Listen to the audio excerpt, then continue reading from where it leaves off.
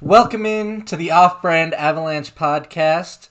Actually live this time. This is our second take. I messed up the first one, but we don't need to talk about that. Today we're talking about the Avs loss in the second game against the Kings.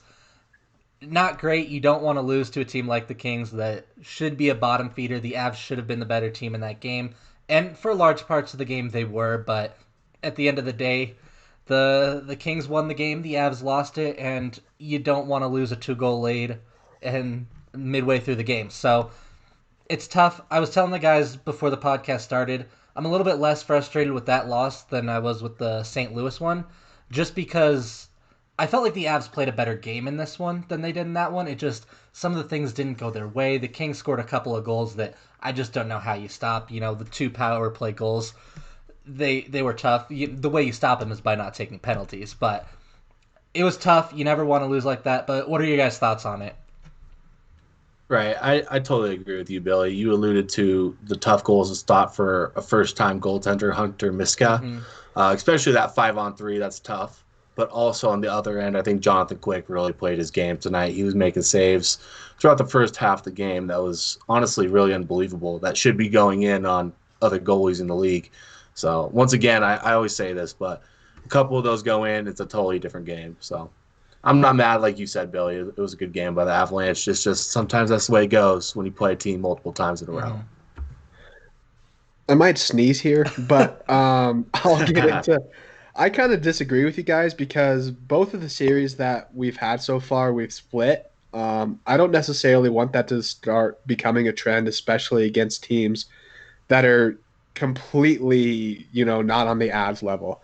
I think this is a very frustrating loss, just because like the Avs are considered the Stanley Cup favorites by Vegas odds, and to go out there and I mean, to be honest, like the last game wasn't great against the Kings either. These are teams that were supposed to be dominating and not necessarily even on the scoreboard, but just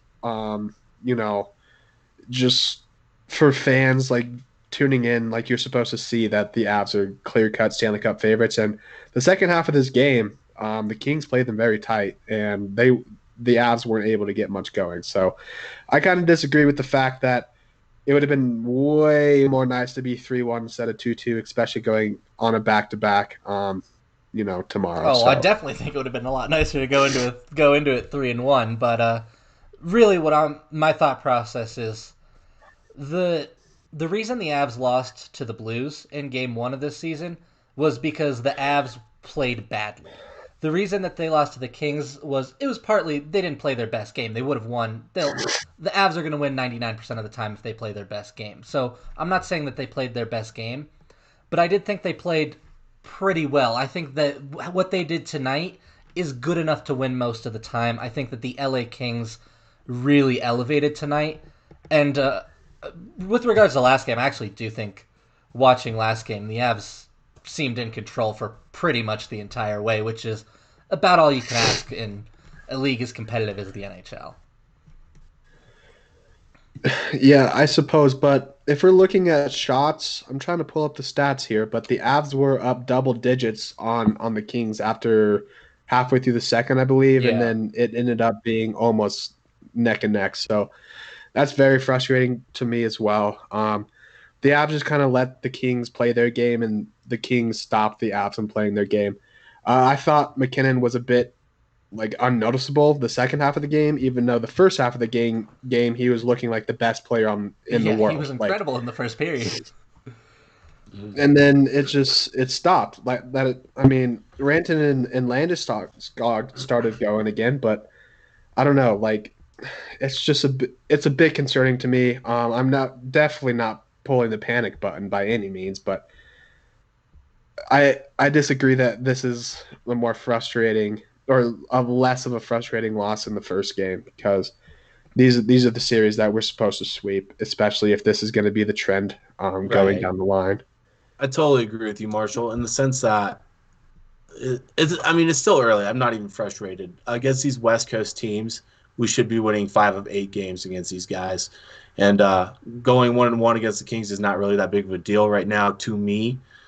And, you know, and also the fact that there's no exhibition games, there's no preseason games. Like the boys are still getting their timing going, and I think that's still fair to say 4 seasons into the game, or 4 games into the No, I season. like 4 Well, seasons that was into the weird. game better. That was weird. That was weird. It happens. Marshall, I do see what you're getting at. It's frustrating. It's always, you never want to lose a game to a team that you should beat, and the Avs should beat the Kings. With the 8-game series, I think the Avs should win at least 6 of those against the Kings, right? Hopefully 7. And you expect to drop one. You don't want the one that you expect to drop to be the first week of the season, because if you do end up dropping more, then you just basically gave up your cushion. So that is where the Avs are at right now. It's what happened. I will add on to this. I suppose that a lot of my frustration stems from the fact the Golden Knights are 4-0 and now we're 2-2. Yeah. So it's just a lot of these people are like, especially looking at the power rankings, Golden Knights are above the Avs, and that's not how it started the season. So that just kind of grinds my gears a little bit because I know how good the Avs can be.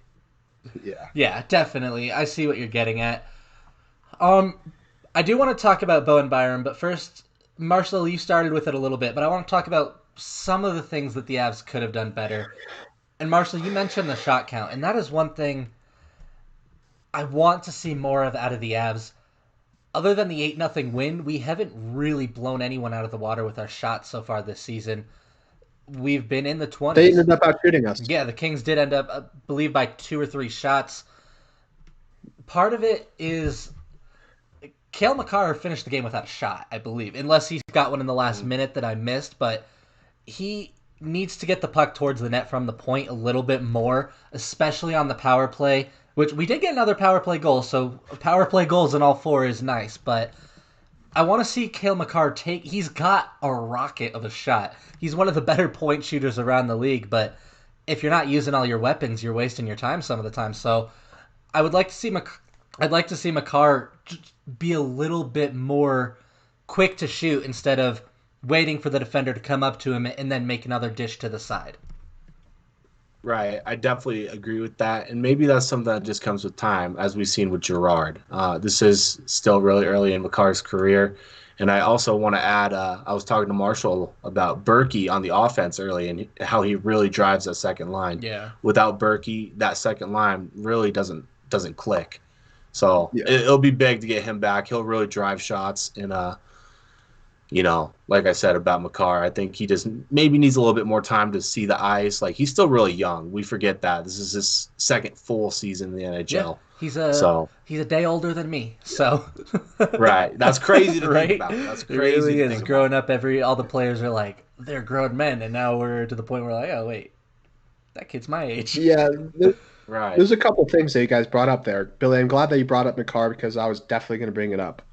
So far this season, I haven't necessarily seen him bring his total offensive prowess. Mm-hmm. The guy that can – he's a one-man breakout and a one-man like offensive guru pretty much. You've seen him many, many times just start and go coast to coast, start at his own end and then, bring down and create a very solid scoring chance. We saw a couple in the first game, that just didn't go in. But since then, I haven't necessarily seen him make any of those dynamic plays that we know that he can make. I think that he needs to get his skates wheeling a little bit more. And like you guys were saying, shoot the puck more efficiently. Like he had some decent looks tonight. He was trying to shoot, but it just got blocked in traffic. And last year we were not seeing that from Makar. Anytime that Makar shot the puck last season, we were kind of expecting a goal, even though obviously that's unrealistic. But his snapshot from the point was just deadly, and I do think that will come, and that's why I'm not pushing the panic button or anything like that. But I think that we can see some more out of Makar. I don't know necessarily, like Zach, you brought up like the training camp, if that's part of the reason. And the second part, yeah, Zach, we were talking about Burakovsky. I think Burakovsky that second line without Burakovsky looks a little bit lost. Burakovsky brings that dynamic playmaking, and to the likes of which Saad and Nichushkin tonight, who else was in Kadri don't really necessarily have, especially bringing the puck into the zone and that elite shot that causes defensemen to step back a little bit. So those are two really good points. I definitely think Makar needs to step up a little bit, and I think he will. And it'll be nice inserting Burakovsky back in the lineup, and that should be soon. Yeah, you got to wonder maybe a little bit with Makar. It's just all the praise he realizes in his head like, oh, I'm like one of the really good defensemen in the league, and you just have that momentary lapse when you've got all the confidence in the world, but maybe it's just too much confidence where it's like you got to remember you still got to put the work in, you still got to play the game that made you so successful last year. So I think Cale Makar is a very humble kid. I don't think an attitude issues ever anything we're gonna have to worry about with him, but he is still human, so maybe there is just that little bit of overconfidence right now, and if he could maybe just work through it. And I, like you said, Marshall, I'm not panicking about this at all. It's just we got to point out the things that we see, and that's one of them tonight. Yeah. So let's talk about Bo. Yeah, we should. How do you guys think Bo played? I thought it was about what you would expect out of the debut of a very highly touted rookie. We saw flashes of him driving the play where you're like, oh, that's the prospect. That's the why they drafted him 4th overall. He's got a lot of talent. And then we also saw moments where it was like he was getting manhandled on the wall. He took a holding penalty because he couldn't break his arm free. Where we saw, oh, that kid is a rookie. He's never played an NHL game before. Yes, I totally agree with that, especially on that first shift, coming out, winning the face-off, and getting absolutely rocked on the dump-in right at the red line by Kempe. Like, welcome to the NHL, kid. And then immediately the puck turns around. He takes a penalty on Kopitar. So he even says in his period interview during the first intermission, he's like, yeah, Kopitar's a big, strong guy. I was not expecting him to be coming down the wall like that. It's like, yeah, buddy, you got to get used to that because he's not the only one. So yeah, these are guys he's never played against. Right, exactly. And a couple times him driving the puck. I remember specifically one time him driving the puck up the ice. He gets a zone entry and gets absolutely hammered down the wall. And I'm like, yeah, buddy, you really either need to find an open man because he's just not developed to the point to he's not Cale Makar rookie or last year, which we cannot expect. We knew that. And, I still think he played good. I think he's going to be an elite defenseman. Yeah, I think he looked very good. And like you said, he was driving and it was like he hasn't quite adjusted to some of the things that I could do in the WHL. I'm not going to get away with in the NHL. Definitely. There were flashes of his elite play, though. Yes. Particularly him pinching down into the zone. Rookies, especially rookie defensemen, are pretty hesitant to do that and, get deep into the offensive zone and really drive that play. And a couple of times he did that very well. One instance that I saw that was pretty exciting to me was when we had Byron Makar and then the big three out there. That's and that to me showed just a little bit of the flash of the Avalanche future because when those five were on the ice, they were dynamic and it was electric. When they just start to get more comfortable with each other, especially Bo and Makar on the blue line, it's going to be fun to watch. I like that Beds was giving him a little bit of a chance to get out there with those elite guys.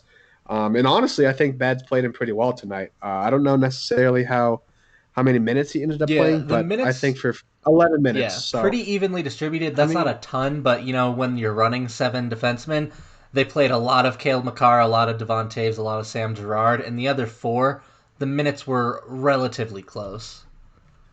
Right, and that's about good for a rookie. I mean, it's his first NHL game, and not to mention Greg, whatever his name is, number 5. I thought he played pretty good. I was impressed with his game tonight. Yeah, he looked solid. Honestly, I thought he was in position. He didn't really make too many mistakes. I was actually pretty impressed with what we got back for Ian Cole, if I'm not going to lie here, in his first game. Yeah, I think it was a good trade for us. Ian Cole, I do think, is still the better player, but Patterson can hold his own. He will.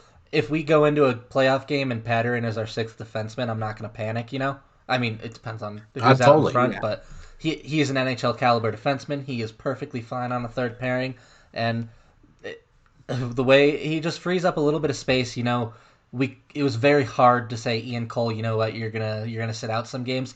It's not so hard to say that to Patterson, which is good, and you save some cap space. Right. Yeah, that was exactly why the move was made to free up some space for both Bo and EJ. Mm-hmm. I'm pretty curious to see what happens when EJ gets back inserted into the lineup again. I think there's 3 guys that you could take out, and that's Pattern, Timmins, and Byram. So I don't necessarily know, and that's if we're going to be running 70, which presumably we're not. I would be very surprised if we ran that for more than a couple games. Krim, I chopped it off, by the way. Yeah, Marshall got the haircut this week, so hair's gone. It's looking pretty good. It's pretty. It's a hat hair right now, but yeah, the mullet's gone. Mullet's gone. Bye, Flo. Yeah, it's all right. You can grow it out again if you want, but I don't know. I think it looks pretty good short, so I'd stick with it. Yeah, I think it was time. Yeah. Well, getting back into some of these Avalanche debuts, we did have another one. We touched on Miska a little bit, but his first game in an Avs uniform, and despite letting in 3 goals, I thought he played very, very well. The 2 power play goals, like I said, those were absolute rockets. Grubauer wasn't saving those. I don't think Andrei Vasilevsky was saving those. So that was just, when you shoot that good, you're going to score. So that's what happened on the first 2. Maybe you like that that third one back, but at the end of the day, when you got 2 Kings in front of the net and 1 Av, typically pucks end up in the back of the net.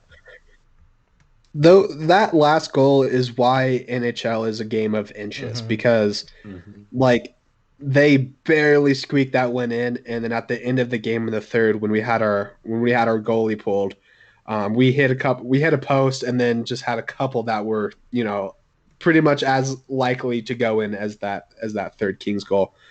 Miska made a couple of extremely impressive saves.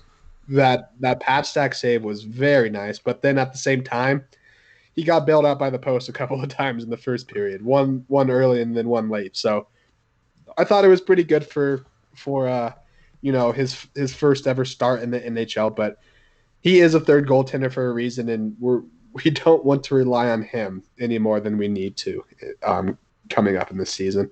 Yeah, I totally agree. I kind of want to address Jim's question in the chat right now. He says, why do the Avs always let the Kings hang around?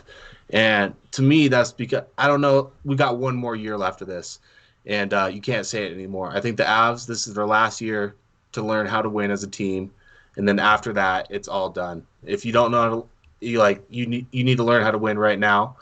Bring new players in, Byram, Timmins, Newhook, players like that. They need to be able to adapt, and you just can't let these teams like the Kings, score. They just can't when you have a defensive core like that. They just can't do it. So that's my opinion. Yeah, and one other reason that I like to give with regard to the Kings specifically is that Jonathan Quick is an Avs killer. He's one of those guys that just always plays well against the Avs. Last year he was sub 900, but in games against the Avs he had something crazy like a 930. So that's one of the reasons specifically is that Jonathan Quick plays very well. Well, a couple of reasons for me is the first reason is the Kings are totally stylistically opposite from the Avalanche. They like to play that whole grind it to the win, play very sound defensively, and that can be a bit of a shock to the Avs. Even though the Kings are pretty bad nowadays, it's like they can still grind out some wins like this. Reason number 1, and then reason number 2, Billy, you said that Jonathan Quick is normally an Avs killer, but so are all the California teams. If you're looking, I know I've mentioned this in recent podcasts, but all of the California teams have always been a bit of a pain in the ass to the Avs. These, especially in the olden days when all 3 of them were really freaking good, it was a death sentence going on that California trip. And I think a little bit of that still lingers. It shouldn't be like that, and hopefully it's not like that, because we're going to have a decent dose of of all 3 Cali teams this year. But I think the Avs will be fine, but yeah, it's not a great look. But Zach, you brought up a good point. Like these guys just need to gel and figure out what their identity is. So I think we'll get Yeah, there. sometimes the Yeah. team just has your number a little bit, and the Avs have always had Chicago's number. Even when we were terrible and Chicago was great, Yes, we always exactly. somehow beat Yeah. Chicago, and sometimes that's just how it is. I am not too worried about it. The Avs, they split this series. I think we'll end up. I will be very surprised if we don't end up winning the season series against the Kings. Same thing with the other California teams. Here and there, we're gonna drop a game that we should lose. It's not the NBA where the better team wins 85% of Yeah. the time. In the NHL, the best team in the league could play the worst team in the league 82 times and they would maybe win 60. So it's very hard to win hockey games. There's a lot of elements of bounces, like you said, Marshall. The final goal came down to a game of inches. Their chance went in, ours didn't. So that's Right. just the way it breaks sometimes. Yeah. Instead of every given Sunday in football, it's any given night in hockey, really. Yeah. Yeah. And there's more elements just to a game of inches. It's just about how you're Hmm. feeling on every night because we are playing a very physical game. Hockey is an extremely physical game, and unlike the NFL, like you said, Zach, they're playing every other night. Um, there could just be a team that's more beat up than the other on certain nights or just not feeling it. So yeah, there's hockey's just so random. But with that being said, it's like the more talented team ends up on top more times than not. So Yeah, which I like the Avs shots. We get to go into Anaheim Right. tomorrow. Anaheim's a little bit better than LA, but I do think the Avs are, well, obviously, I think the Avs are quite a bit better than Anaheim. I'm a little bit excited. This first series against every team is pretty exciting to me because we get to see what does everyone have, what are they bringing this year, how are they going to play the Avs, what are their strategies, and what's it going to look like in Game 2 specifically when we play them for the second time in a couple of nights. We all got our chances to adjust, so let's start looking at Anaheim. And what are some of the main things you guys want to look forward to in Anaheim? Who scares you, and who do you think we could maybe exploit a little bit? I think we ooh, can exploit most of their team. Really, they're not good in really any area at this point in time. But ooh, other than goaltender. Yeah, But with their lackluster defense and Trevor Zegras maybe on forward, the only guy that I'm looking forward to watching. I think we should. This is another team we should dominate, in I'm my really opinion. curious to see. You brought up Zegers. I want to see him get in, and I think it's about time. The Ducks sent Yeah. him to the AHL. yes. We brought up Byram tonight. It's about that time to start putting your guys in, and I think Zegras is next on that list. So I wouldn't be surprised at all if we got a shot to see Zegras play against the Avs. And Well, go ahead, Marshall. you know that that's exactly where my mind Oh, was for sure. heading because I'm a huge Trevor Zegras fan. He still is in the AHL, but I think this is a team that could use a little bit of offensive punch, and Zegras definitely can bring that, especially if he plays even remotely like he did in the World Juniors, because that was an all-time performance in my mind. But realistically, the person that I'm the most scared about is John Gibson. This is a guy that can steal a series. For my money, he is the most talented goaltender in the NHL. Especially playing behind that lackluster defense, like you said, Zach. So he is a guy that's the most. He's pretty scary to me. They do have some pretty nice, young forwards on their roster: Troy Terry, Sam Steele, just to name a couple. I think this is going to be a fun series. I think it's going to be a little bit more up paced than we saw in the Kings series, and that might be more in the Avs' favor, in my opinion. So Yeah, I like them. I like a lot Right. of the youth that the Ducks have right now. I do think that they're a team. I said this about the Kings as well, but I think it's true of both. They have a bright future at some point if they can continue to build in the way that they have. The Ducks have always drafted well, and they have quite a few young prospects that are on the verge right now. So, um, one guy that I will give you to watch who has had an incredible start to his year is Maxime Comtois. A couple games, a Mm. multi-goal game in there. So that's a guy that has we've been waiting to see the breakout, and it looks like it's coming this year. He looks like he could be a legitimate top six forward, so that's one guy to watch. And then you always got to watch the guys they've had around forever, and of course you got to watch Gibson, because if the Avs do end up dropping a game to the Ducks, it was likely because of John Gibson. Right. And I just want to reiterate how important it is to win these games against these West Coast teams. We really want that first spot in the division. We understand how important that is. And that's why it's a 7-game series. You can win. The better team wins the 7-game series. So I'm not really worried about that. But it would be nice to get out of the first round without playing the Kings or the Blues or someone like that. Yeah, for sure. So it's really important for these games. And one team I want to highlight, we've been talking about how bad the West is. Minnesota's looked pretty solid this year. I think they make a run. I think they are the team that will take that 4 seed. But they've looked solid, and I don't think we want to overlook them when we get around to it. But back onto the Ducks. We talked about, Marshall, you said it at the top of the show, you don't want to be splitting all these series. And, splitting 1 series, splitting 2 series, that's not really a pattern. If we split this Ducks series, we've split our 3rd series in a row, then that starts to become a pattern. Yeah, that's exactly why I was a little bit frustrated by this, because it would have been nice for sure to at least show that we can win 1 series. But now, especially like tomorrow's game is a little bit more difficult. It's because we're going on a back-to-back, and it is an earlier game. It's 6 our time. Against a rested team as well. That's less than 20. Actually, I thought tomorrow is 8 and Sunday is 6. No, tomorrow's 6. I could be wrong, but I could be wrong too. We'll look that up real quick. But either way, it's still tough on a back-to-back. Tomorrow is 8, Sunday 6. So that's a little bit better, I guess. It's still less than 24 hours, but at least there's no travel time. Really, they just hop on a bus and go down to Anaheim real quick. True. They're probably almost there. Yeah, they probably are there, and I think they're staying in the same hotel the entire time. Yeah, nice. Which is good, especially Anaheim, LA. Once you get to the San Jose part of the trip, which I don't think this road trip actually we play San Jose. I think they come to us afterwards. No, we don't. But the Anaheim, LA one's really nice because they're both right there. I wish they would play more games at 6, because these 11. Oh, it's 11-11. Everyone make a wish in the chat. But I like these late pods, but come on, can we get some 8 o'clock pods, some 9 o'clock pods in here? Yeah, I'm afraid we're going to be seeing a little bit more of these this season, though, because the California, 4 of the teams are in, and Arizona. Although Arizona is in that weird type of time zone, I never know what time they're actually. I've seen them playing 7:30 a few times. Yeah, 7:30 our time. That wouldn't be bad. But I guess I also got another question. Who do you guys think gets the start next game? Do you think it's Miska again? Oh, no, it's got to be Grubauer. Oh, absolutely not. Tomorrow tomorrow, it's definitely Grubauer.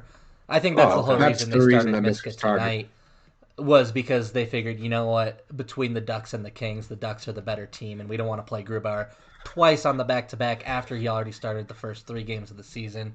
So they threw Miska in tonight. They'll let Grubauer play it out tomorrow. Jim, you got another good question in the chat here. We've addressed this a little bit, but we haven't really given a conclusive answer, mostly because I don't know that we have one.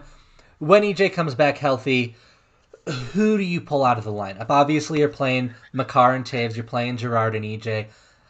After that, it's a little bit tougher. I think Ryan Graves is as close to a lock as anyone else, but maybe there's a chance he's get pulled out. I don't think it's particularly likely. So that there's 1 spot left, and you've got Pattern, Timmins, and Bo Byram. I think right now it's Connor Timmins, but they are looking for him to slip up so that they can slot Bo Byram right in there. I think the whole reason to trade for Pattern was because you want to pull him out of the lineup and you couldn't pull Ian Cole out. So I think it's definitely between Byram and Timmins, and to me, right now it's Timmins, but on a very, very short leash. I would definitely agree. But then I know Zach and I were talking a little bit about it earlier. I would not be surprised if the Avs make another move here soon, getting one of the veteran D out of here. I don't know necessarily if you want to be speculating here, but maybe what'd you say, Billy? PLD. He's on the blog. There's rumors that Colorado and Tampa are both interested. All right, let's give 5 minutes to this, because We haven't had for a sure. chance Just to do a around the league non-post real game quick, pod. because I have We a couple should. of things. Yeah. I have a couple of things I want to touch on All around right. the league, and that was one Let's of them. start with PLD because okay, no, I don't think he's going to come to the Avs. You know, it's a very very tough move to make. We freed up a little bit of cap space, but not a lot. If he does come to the Avs, I think the package probably starts with Kadri and then a prospect. And when you know this is a guy that he's going to need another contract in 2 years, and you've got a lot of other guys that are going to need contracts, it starts to become a question of is it really worth it? Which, if you want to really make a run this year and you can get it for the right price, you always want a player that good. But I'm not necessarily buying into the hype. But I will say, where there's smoke, there's fire, and PLD is a good enough player that you know the Avs are doing their digging. So I don't think it happens, but hey, keep your eye on it. Right. Yeah. I definitely agree. PLD to me is, that'd be a big ad for the Avalanche. And Marshall's talking about veteran defensemen maybe going. I was telling him maybe That's EJ's a good the way to guy. match cap. That's exactly what I was thinking. I think EJ and maybe you match him with a Jost or Ooh, I something don't like know. that. That's Send him probably off. not enough. I think EJ probably has. You don't think I that's think enough? EJ's value is probably a wash right now because he's maybe not exactly worth his That's what Marshall contract, was but he is saying. still a good player. Marshall was saying. Right, and he's injury Yeah. prone. So I think that's Yeah. you're gonna have to give something up. I think it's gonna be a high caliber prospect. If they ask for New Hook, you say no. But if it's No. Yeah, if there's it's no way. Kadri and Kaut and a first or something like that, which is I think where the package might be, Ew. it's a tough sell to me. But I think that's what the cost would legitimately be. Yeah, I would agree. But to me, if we end up picking up a PLD to insert him directly on that second line, holy crap! Oh man. And we're not trying to spread a bunch of rumors here, but he is probably the hottest commodity on the block right now, especially tonight after only playing 3 games or 3 minutes. I'm sorry. You can see the tension just between Torts and PLD like Yeah. crazy. So I think he's pretty clearly getting moved. I just don't think it's. I don't think it's legitimately going to be to a Colorado. I think there's a few other places that make sense. I know a Line A and PLD swap has been rumored because those are the two guys that are interesting. what's going to happen with them. So that's one of the things. Canadians with Yeah. Right. And can I just say, this is like the NHL's version of the James Harden situation, and you've never heard about Right. it. So that's like crazy to me. That's insane. I mean, like how low key the NHL compared to the NBA is.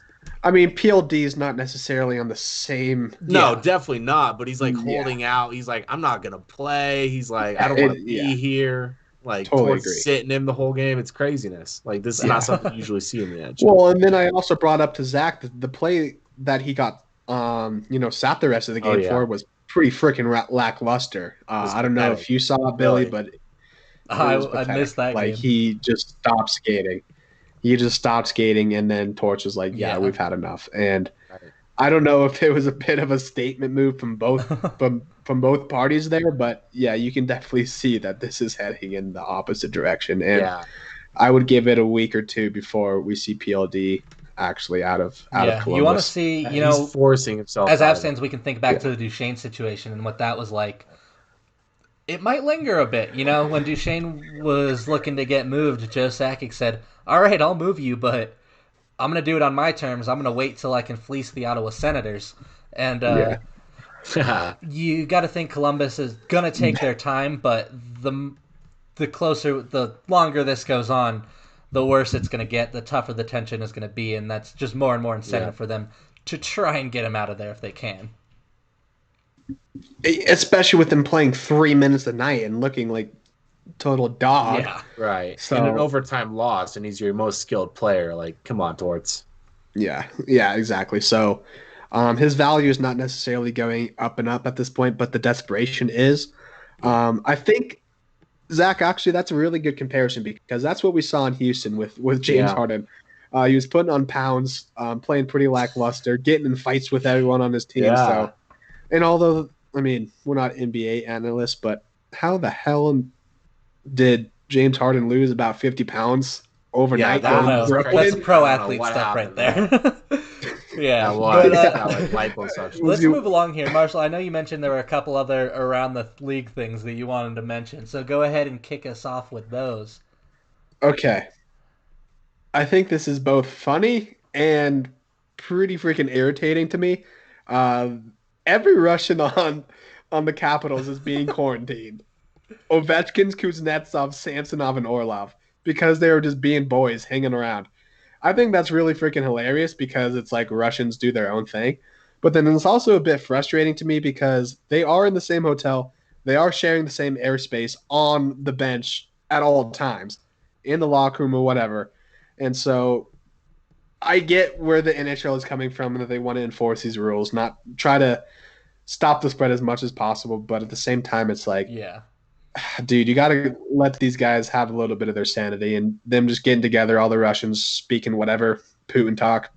Um, I think I think it's a little bit weird to me, but that's also really hurting my fantasy Oh team. no. Yeah, there's been a Right. couple. I mean, I totally There's been agree a with you. couple teams not Oh, playing. sorry, Sorry, Zach. Billy. I was just gonna say, like Carolina also having issues with COVID, and Dallas obviously Yes. from the beginning of the year. Dallas. So COVID's going around. But go ahead, Zach. Right. On that particular story, Marshall, I think it's just, it's kind of dumb. Like some of these COVID rules we all know don't make sense. And especially when you're out there practicing with your boys every day, breathing the same air in the ice and probably sharing the same water bottles to an extent, to be Oh, honest. Like, like just hanging out in a hotel room after a game, just chilling with your boys shouldn't be an issue. And it sucks dude. that they're going to have to miss some games for this. But, it is what it is. The Caps are a contender, so it sucks that happens to the captain. And, yeah, you just got to take it day by Yeah, day at and that point. Samsonov did Yeah. test positive, so I think that is the biggest Oh, reason. So I did okay. not know that. I feel Did like not know that that. is something that I yeah, missed. Samsonov I tested agree. positive. He'll miss about 4 games. I did see Ovechkin issued maybe the most sarcastic statement I have ever seen when he said, Savage. I believe his exact words were something along the lines of, I regret my decision to spend time out away from the rink with my teammates in our hotel room. And I was like, I read it, so I didn't get to hear him say it. But if I had heard him say it, I have a feeling there would have been a certain tone to it. Yeah. And Zach, what did you say about his Yeah, wife so earlier? apparently there's a story out there from his wife that says Ovi has had COVID in the offseason. So he already has the COVID-19 antibodies, is what his wife is Ah, allegedly. So she's mad that he's going to be, not only that they got fined at that $100,000, but he's maybe going to have to miss yeah. games. I think most people Yeah. would be upset when they get fined $100,000. Seems Yeah, that's a pretty big reasonable. fine. But yeah, that's definitely it's tough for the Capitals, and they're gonna. I would be surprised if they didn't lose at least 1 game because of that. So it definitely sucks for Yeah. them. But that is the way of the world right now, and hopefully not for too Yeah. much longer. But that's where we're at. So let's get back into the Avs just for a little bit. Uh, Before we close out the pod, just give me kind of what are your final thoughts on tonight's game? Where do we go from here? Are there any big changes that you would make? Are you gonna start looking at the lineup right away? Do you want to say one thing that I want to do? I want to see the Avs play 12 forwards tomorrow. I'm hoping that that's something that they Yes. do. I don't like the 7 defenseman rotation, but what do you guys think? What are your just final takeaways from this game? Yeah, not only do I agree with you on that point, Billy, not only do defensemen hate the 7D Hmm. rotation, but so does the Yeah, forwards. Yeah. Also, and what I'm really looking forward to is seeing hopefully another game from Byram, and that's about it. I think Yeah. everybody else played good. Devontae's played really solid again, so I'm not really too worried about him. But Byram's the guy I'm looking for. Yeah. To me, this game was a tale of two halves. I'm just looking for a little bit more of consistency. And like you guys said, running 7D and 11 forwards does absolutely nothing to build that chemistry and camaraderie between the teammates and the line mates. So I'm looking for them to build a little bit more of a solid lineup that we could see moving forward.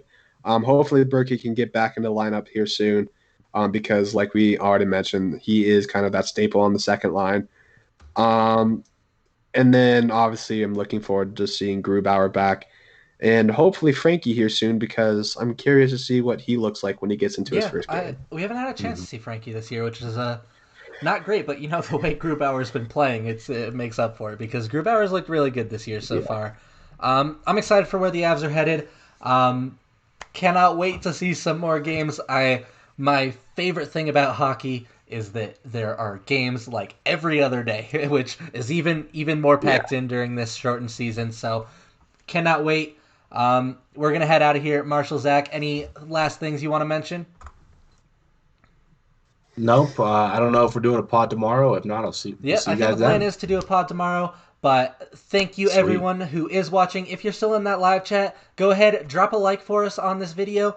Helps us grow, generate some more traction on YouTube where we're still trying to work things out. If you're not watching this on YouTube, definitely check us out because we're always up first because we're streaming live here, and then it takes me about 12 hours to download the VOD and then upload the MP3 to all our other platforms where you can find us on the Spotify, Apple, wherever. So check us out on YouTube if you can't, and you get to watch it on video, so it's even better. And before you go, subscribe to the channel, and we will see you tomorrow night.